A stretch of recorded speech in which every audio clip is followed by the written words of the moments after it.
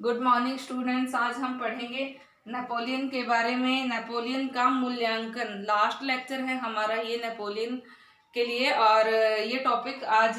जो है कंप्लीट हो रहा है। तो यहाँ पे स्टूडेंट्स हमने नेपोलियन के बारे में काफ़ी कुछ पढ़ लिया है, जिसमें हमने देखा है कि एक बहुमुखी प्रतिभा का धनी होते हुए नेपोलियन ने कैसे जो है अपनी महत्वाकांक्षाओं को जो अतृप्त थी उनको तृप्त करने के लिए कितनी पुरजोर कोशिशें की, कितने अभियान किए, और उसने जो है अपना पूरा जीवन युद्धों में रत रह के गुजारा। और यहाँ पे अंत में वो युद्धों से थक गया था, अपनी जो भाग दौड़ की जिंदगी है उससे थक गया था, और उसकी कोशिशों के चलते कैसे इटली और जर्मनी का आगे एकीकरण हुआ और विभिन्न देशों में राष्ट्रीयता की भावनाएं जो थी वो जोर पकड़ती गई। हालांकि जो इतिहासकार हैं वो नेपोलियन के लिए पक्ष और विपक्ष देते हैं और अपने अपने विचार जो है देते हैं उसके पक्षों को लेकर के और विपक्षों को लेकर के। और आधुनिक इतिहासकारों ने उसको कैसे एक जो है देवता से दुष्ट दानव शैतान तक बना दिया है। यहाँ पे एक इतिहासकार हैं, उन्होंने एक पुस्तक लिखी है, नेपोलियन पक्ष और विपक्ष। नेपोलियन पक्ष और विपक्ष। इस पुस्तक के राइटर हैं पीटर लीच द्वारा लिखी गई ये बुक है नेपोलियन पक्ष और विपक्ष। इसमें हम देखते हैं कि किस तरह से नेपोलियन को एक देवता से एक जो है युग निर्माता से दुष्ट और शैतान में परिवर्तित कर दिया गया है, बदल दिया गया है। हालांकि नेपोलियन जैसे व्यक्ति का मूल्यांकन करना किसी भी इतिहासकार के बस की बात नहीं है, क्योंकि यदि नेपोलियन के द्वारा लिखे गए पत्रों को यदि हम पढ़ें तो उसमें जो है नेपोलियन एक महान व्यक्ति के रूप में ही दिखेगा। यदि उस समय के इतिहासकारों के बारे में हम पढ़ें, समकालीन जो स्रोत हैं, डेटास हैं, उनके बारे में हम पढ़ें तो नेपोलियन एक दुष्ट प्रवृत्ति वाला, एक निरंकुश, एक तानाशाह और एक क्रूर व्यक्ति दिखेगा, जिसने यूरोप को खंडित विखंडित करने में कोई कोशिश कसर नहीं छोड़ी और अपनी जो अतृप्त महत्वाकांक्षा थी उसको तृप्त करने के लिए जो है वो कोशिशें करता गया। तो यहाँ पे ध्यान देने योग्य बात यह है कि नेपोलियन जैसे व्यक्ति का चरित्र मूल्यांकन करना कोई सरल काम नहीं है, लेकिन फिर भी तथ्यों के आधार पे उसके चरित्र के विषय में हम जितना भी हमने जो है जाना है उसके आधार पे जो है उसके चरित्र के मूल्यांकन की हम एक कोशिश कर सकते हैं। जैसे कि हमने देखा कि पूरे जीवन में उसने कैसे 1799 से लेकर के 1815 तक के काल को नेपोलियन युग कहा गया है, और इस समय में उसने 40 से भी ज्यादा युद्ध लड़े। तो उसने यूरोप को पुनर्गठित करने के लिए एक कोशिश की। वो यूरोप में राष्ट्रीयता की भावना को जागृत करने वाला वो मुख्य व्यक्ति था। आधुनिक युग निर्माता, आधुनिक यूरोप निर्माता उसको कहा जा सकता है, क्योंकि उसके द्वारा लागू किए गए जो सुधार थे, जो भी जो परिवर्तन थे वो प्रशासनिक परिवर्तन थे, विधि संहिता थी, शिक्षा में सुधार थे, वो आज तक भी थोड़े बहुत परिवर्तनों के साथ यूरोप में ज्यों के त्यों अपनाए गए हैं। तो नेपोलियन की मृत्यु जरूर हो गई थी, और कुछ एक इतिहासकारों ने कहा है कि वो एक समय था जो नेपोलियन का कि जब वो नष्ट हो गया तो उसके बाद जो है वो एक धूल के गोले की तरह खत्म हो गया, लेकिन ऐसा बिल्कुल नहीं है। विभिन्न इतिहासकार ये भी लिखते हैं कि नेपोलियन एक अमर व्यक्ति है, उसको आज भी याद किया जाता है एक इटली और जर्मनी के एकीकरण के निर्माता के रूप में, की शुरुआत में कोशिश उसने की थी, और दूसरा जो है आधुनिक यूरोप के निर्माता के रूप में, एक अच्छी विधि संहिता देने वाले एक शासक के रूप में, एक युद्ध प्रिय नेता के रूप में उसको याद किया जाता है। तो यहाँ पे ध्यान देने योग्य बात ये है स्टूडेंट्स की नेपोलियन एक बहुमुखी प्रतिभा का धनी था और एक जो महत्वाकांक्षी व्यक्ति था, वो विश्व विजेता बनना चाहता था। वो आधुनिक युग का निर्माता भी था, क्योंकि उसने काफी कोशिशें की यूरोप का आधुनिकीकरण करने की, और उसके लिए जो भी कोशिशें उससे बन पड़ी, जो भी उससे बना वो सब उसने किया। उसके लिए उसने काफी मेहनत की, मशक्कत की, विभिन्न राष्ट्रों को उसने जीता, युद्धों को जीता और अपनी प्रतिभा को लोगों के सामने उसने पेश किया। यहाँ पे फ्रांसीसी लोगों के दिलों का तो वो चहेता था ही। हालांकि 1814 में जब उसका पहली बार पतन हुआ तो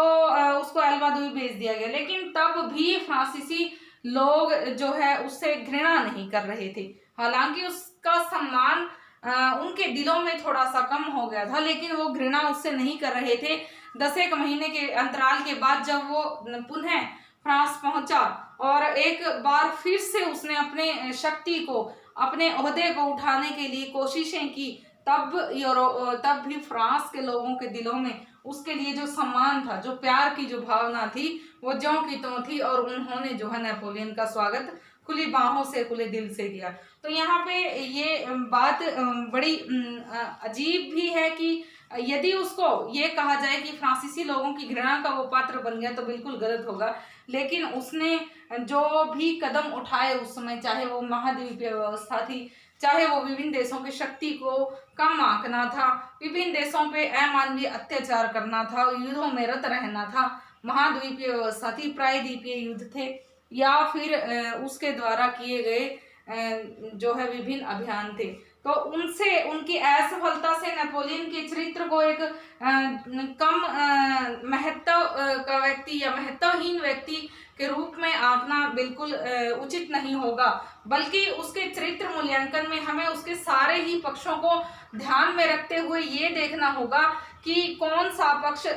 जो है उसको महान दिखाता है, और महान दिखाने के लिए कौन सी बातें इतिहासकारों द्वारा कही गई हैं वो सही हैं और कौन सी बातें सही नहीं हैं। यहाँ पे स्टूडेंट्स समय की जो मांग थी, यहाँ पे समय की जो मांग थी, फ्रांसीसी क्रांति के युग का जब अंत हुआ तभी जो है एक नेपोलियन सत्ता के रूप में उठा और 3 कौंसिलों में से प्रथम कौंसिल नेपोलियन को चुना गया। 1799 में जो 3 सदस्यों की कौंसिल थी उसमें प्रथम कौंसिल के रूप में चुने जाने से लेकर के बाद में तानाशाह के रूप में कैसे उसका परिवर्तन हुआ और फिर कैसे जो है उसका अंत हुआ, तो 1815 में और 1821 में जो है उसकी मृत्यु हो गई। तो उसका पतन तो 1815 में ही हो गया था। तो यहाँ पे नेपोलियन ने स्वयं अपने बारे में कहा भी था कि मैंने समय को नष्ट किया और समय ने मुझे नष्ट कर दिया। तो समय को उसने समय को नष्ट किया, यानी कि विभिन्न युद्धों की यदि हम चर्चा करें, चाहे वो लिप्चिंग का युद्ध था, वाटरलू का युद्ध था, उसमें उसने जो है थोड़ा सा स्पेस दिया अपनी सेना के लिए, उसकी थकान को दूर करने के लिए उसने जो स्पेस दिया, उसने जो टाइम दिया, गैप दिया, उसके कारण ही उन युद्धों में उसकी हार हुई थी और जिसके कारण से उसने ये बातें कही हैं कि मैंने समय को नष्ट किया और समय ने मुझे नष्ट किया। और यहाँ पे एक और इतिहासकार है, वो कहते हैं कि नेपोलियन के पतन का मुख्य कारण था थकान। थकान जो शब्द है वो उसकी पतन का मुख्य कारण बना। उसकी सेना भी थक गई थी, वो भी युद्ध लड़ते लड़ते थक गया था और वो थकान ही उसकी हार का मुख्य कारण बनी। तो यहाँ पे ध्यान देने योग्य बात ये है कि नेपोलियन का पतन समय नष्ट करने के कारण या फिर उसकी जो असीमित जो महत्वाकांक्षा थी, अतिरिक्त जो महत्वाकांक्षा थी, असीमित शक्ति, सत्ता के प्राप्त करने की जो उसकी इच्छा थी, उसके विपरीत वो एक दूरदर्शी व्यक्ति था, अविस्मरणीय प्रतिभा का धनी था, बहुमुखी प्रतिभा का धनी था और उसके शौर्य के चर्चे पूरे यूरोप में थे। तो इस प्रकार से वो एक बहुत ही महान व्यक्ति था और उसकी महानता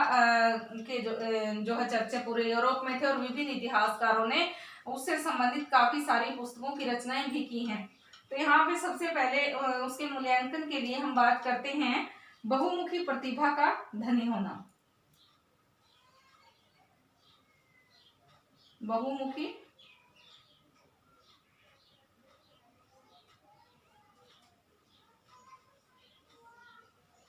प्रतिभा का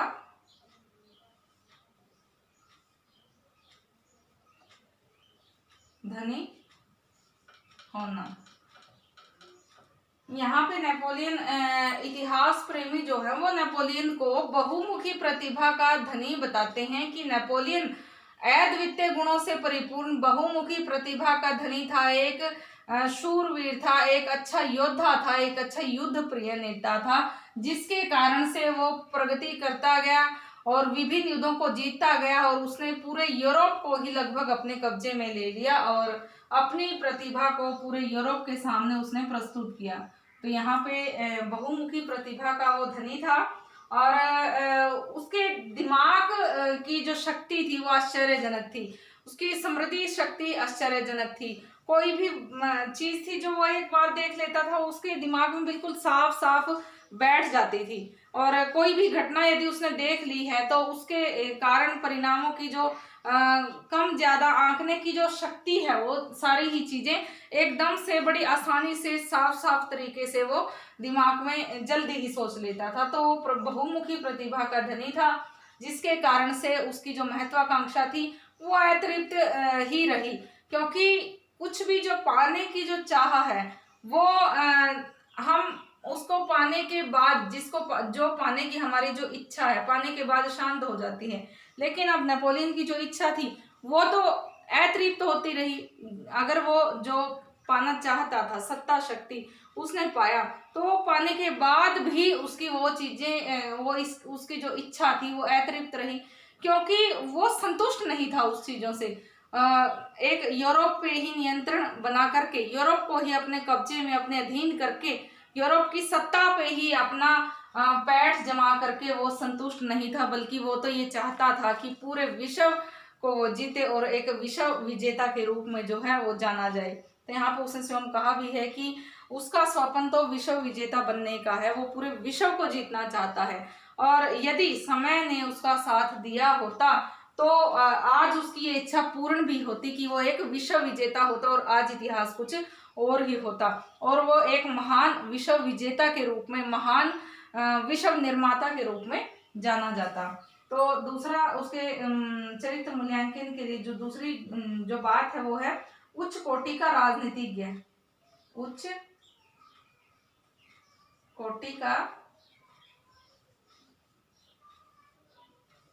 राजनीतिज्ञ। यहाँ पे जो नेपोलियन था उच्च कोटि का राजनीतिज्ञ भी था। यहाँ पे हमने देखा है जब से नेपोलियन का युग शुरू हुआ था उसके द्वारा लागू की गई राजनीति, उसमें उसके द्वारा लागू की गई विधि संहिता, कानून, पोप को जो है संतुष्ट करना, उसके साथ धार्मिक समझौता करना, महाद्वीपीय व्यवस्था अपनाना, प्रायद्वीपीय युद्धों को जो है न्योता देना और विभिन्न प्रकार के अभियानों में हिस्सा लेना, चाहे वो मास्को अभियान था, ऑस्ट्रिया अभियान था,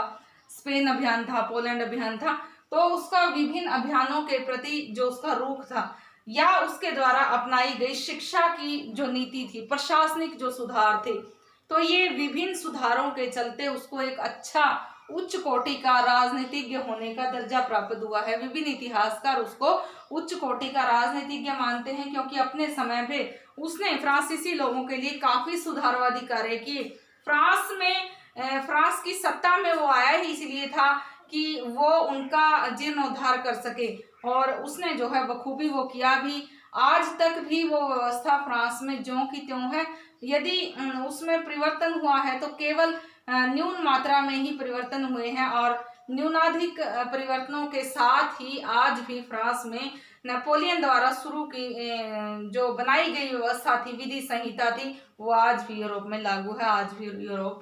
में प्रचलित है। तो उसके बाद एक जो है उच्च कोटि का राजनीतिज्ञ था। अब हम बात करते हैं क्रांति पुत्र के रूप में। तो नेपोलियन को क्रांति पुत्र के रूप में भी जाना जाता है क्योंकि हमने देखा है कि उसने कितने सारे युद्ध लड़े हैं और क्रांति पुत्र उसको इसलिए भी कहा जाता है क्योंकि जब वो फ्रांस में उसका उदय हुआ तो उस समय पे फ्रांस में क्रांति का माहौल था, क्रांति की सिचुएशन थी। कमांडो एक सेनापति के रूप में जैसे कि वो भर्ती हुआ था, फिर वो अपनी योग्यता के बल पे कमांडो के रूप में पहुंच गया। यहाँ पे उसने नेशनल कन्वेंशन को देखा, उसने डायरेक्टरी को देखा और फिर सत्ता में जो है वो प्रथम कौंसिल के रूप में फ्रांस की राजनीति में उसका प्रादुर्भाव हुआ। तो यहाँ पे जो है उसने क्रांति को देखा था और क्रांति के कारणों को भली भांति जान करके फ्रांस के लोगों को उसने समानता देने की कोशिश की। लेकिन यहाँ पे उसने एक भूल भी की थी। उसने क्रांति पुत्र के रूप में अपने आप को साबित करने के लिए उन कारणों को खत्म करना चाहा कि आगे क्रांति ना हो, आगे ये लोग क्रांति ना करें। तो उसके लिए उसने कहा भी था कि लोगों को समानता चाहिए, स्वतंत्रता नहीं। स्वतंत्रता पे अंकुश लगाना जरूरी है। यदि उनको असीमित स्वतंत्रता दे दी गई तो वो फिर से क्रांति करेंगे, फिर से विद्रोह करेंगे, और इस प्रकार से तो शांति व्यवस्था कभी स्थापित हो ही नहीं पाएगी। तो एक तानाशाह के रूप में सारी ही शक्तियों का स्रोत वो खुद था, और फ्रांस के अधीन जो है वो पूरे यूरोप को करना चाहता था। तो यहाँ पे एक जो क्रांति पुत्र की संज्ञा भी उसको इतिहासकारों ने दी है कि वो क्रांति पुत्र था। तो अगला जो नेपोलियन का मूल्यांकन है उसमें जो अगला जो पहलू है वो है एक राष्ट्र प्रेमी के रूप में। राष्ट्र प्रेमी,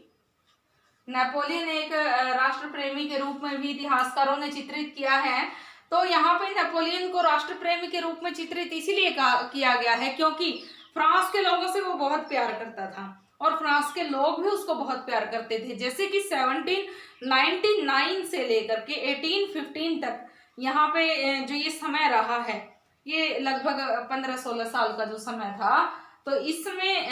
नेपोलियन ने काफी कोशिशें की फ्रांसीसी लोगों के लिए सुधारवादी कार्य करने की, और उसने किए भी। चाहे शिक्षा में सुधार थे, चाहे प्रशासन तंत्र में सुधार थे, विधि संहिता में सुधार थे लोगों के लिए, चाहे वो दास प्रथा का उन्मूलन था, उसको समानता देने के लिए जो बातें थी उसने उनमें सुधार करके विभिन्न नियमों को फ्रांसीसी लोगों को के लिए जो है एक अच्छी शासन व्यवस्था लागू करने की उसने पूरी कोशिश की। वो राष्ट्र प्रेमी प्रवृत्ति का था, यहाँ तक कि उसने काफी कोशिशें की कि फ्रांस के ऊपर विभिन्न राष्ट्रों का खतरा कभी न मंडराए, तभी वो युद्धों में रत रहा। और एट लास्ट में जब उसने देखा कि 1814 में एल्बा द्वीप में उसको भेज दिया गया था, तब वो स्थिति का मूल्यांकन कर रहा था कि अब क्या होगा। और यूरोप के विभिन्न छोटे छोटे जो क्षेत्रों के जो देशी जो राजा थे वो आपस में लड़ रहे थे एक दूसरे के क्षेत्रों को लेकर के, एक दूसरे के अधिकारों पे कब्जा करने के लिए। तो यहाँ पे उस स्थिति का मूल्यांकन के बाद भी उसने अपने राष्ट्र के प्रति सोच विचार करके वो वापस जो है 1815 में फ्रांस लौटा, जहाँ लोगों ने खुले बाहों से, खुले दिल से उसका स्वागत किया और लोगों में एक खुशी की लहर दौड़ गई। और एक अपने नेता के रूप में, एक नेतृत्वकर्ता के रूप में नेपोलियन को उन्होंने देखा कि दोबारा फिर से नेपोलियन हमारे लिए जो है उठ खड़ा होगा और यहाँ पे हमें शांति और सुरक्षा देगा। तो इस प्रकार से यहाँ पे उसकी जो राष्ट्र के प्रति प्रेम है वो उजागर होता है कि वो फ्रांसीसी लोगों में राष्ट्रीयता की भावना तो जगाना चाहता ही था, साथ ही साथ जो है जिन भी देशों के साथ उसके जो संबंध थे, चाहे उसके इटली के विभिन्न क्षेत्रों पे कब्जा करने के बाद वहाँ की सेना को अपने साथ विभिन्न युद्धों में ले जाना था, और उसके विभिन्न क्षेत्रों की सेनाओं का उसके साथ जाने के कारण आपस में मिलना और उनमें राष्ट्रीयता का प्रचार होना कि हम इतने चाहे बेशक दूर दूर हैं लेकिन फिर भी हम जो है इकट्ठे हैं, एक ही देश का हिस्सा है, राष्ट्रीयता की भावना का प्रसार होना। तो इससे जो है नेपोलियन को विभिन्न इतिहासकारों ने एक राष्ट्र प्रेमी के रूप में चिन्हित किया है। आगे नेपोलियन के मूल्यांकन के लिए जो है एक और पहलू है राष्ट्रीयता का जन्मदाता। राष्ट्रीयता का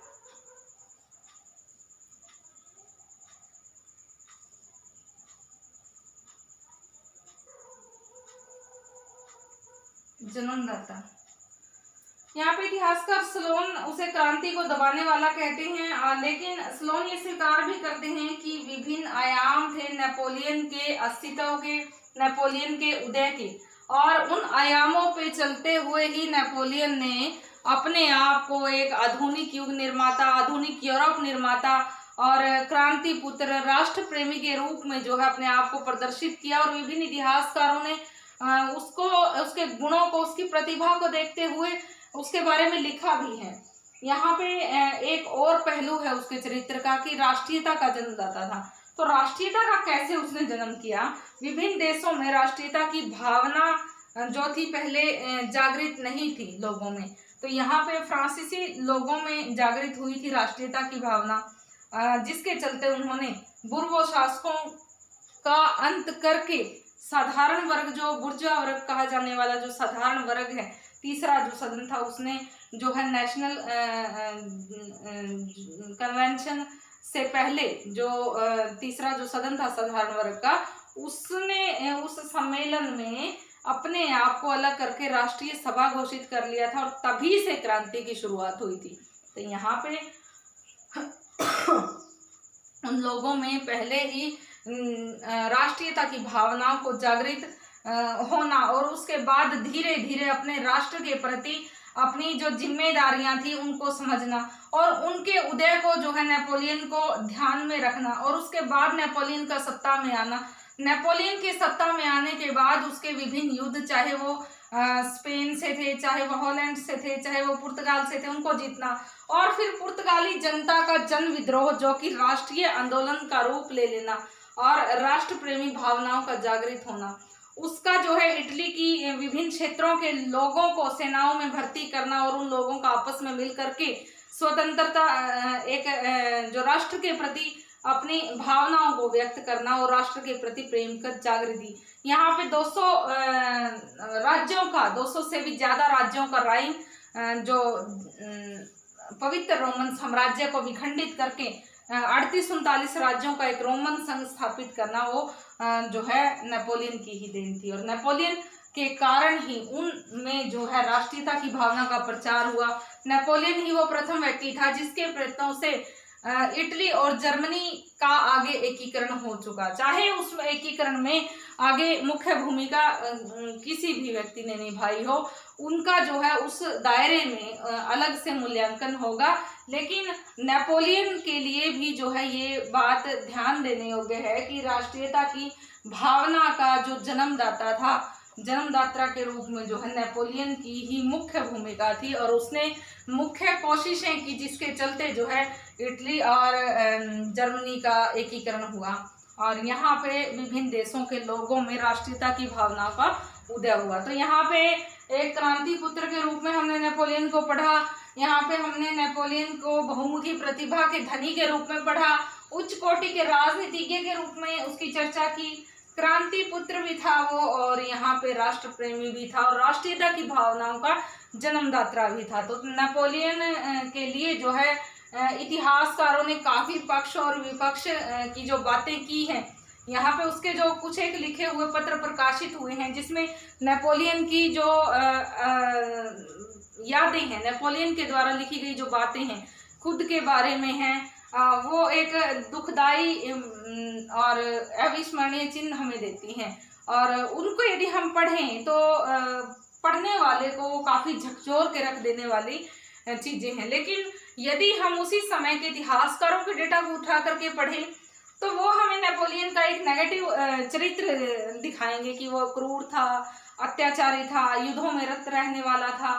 और इस प्रकार से यदि हम मूल्यांकन करें दोनों ही चीज़ों का तो हम यही पाएंगे कि हालांकि नेपोलियन युद्धों में रत रहा, उसने पूरे यूरोप को जीतने की कोशिश की, उसने विश्व को जीतने की कोशिश की, लेकिन उसके जो प्रयास थे, चाहे एक राष्ट्र प्रेमी के रूप में, क्रांति पुत्र के रूप में, लोगों को समानता देने का जो नजरिया था और लोगों के लिए जो विधि संहिता का निर्माण करने वाला था, एक अच्छा राजनीतिज्ञ, एक उच्च कोटि का राजनीतिज्ञ, एक बहुमुखी प्रतिभा का धनी व्यक्ति और एक अच्छा साहित्यकार, एक अच्छे शिक्षा व्यवस्था को शुरू करने वाला, लोगों के लिए अच्छे सुधारवादी कार्य करने वाला, लोगों को शांति और सुरक्षा देने वाला, फ्रांसीसी लोगों के दिलों का चहेता नेपोलियन था। हालांकि उसका अंत दुखद हुआ और फ्रांसीसी लोग जो है उसके द्वारा किए गए सुधारवादी कार्यों को कभी भी भूल नहीं पाएंगे। तो यहाँ पे जो है फ्रांसीसी लोगों को जो है सदा ही नेपोलियन याद रहेगा, वो कभी भी नेपोलियन को भूल नहीं पाएंगे क्योंकि नेपोलियन ने इतने ज़्यादा सुधारवादी कार्य किए हैं फ्रांसीसियों के लिए और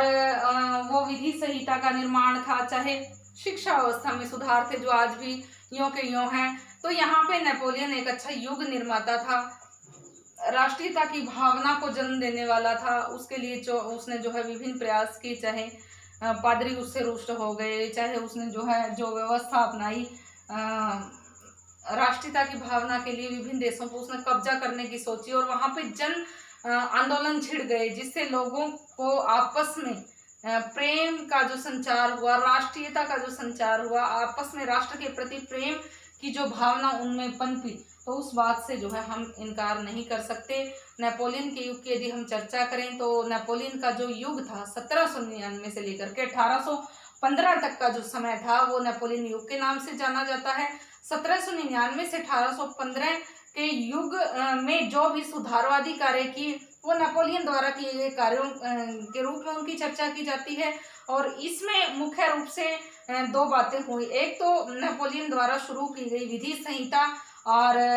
दूसरा जो थी राष्ट्रीयता की भावना का प्रसार, राष्ट्रीयता की भावना का उदय। यहाँ पे इटली और जर्मनी का एकीकरण नेपोलियन के प्रयासों की देन थी, इस बात से कोई भी जो है इनकार नहीं कर सकता, मुकर नहीं सकता। यहाँ पे जो है 200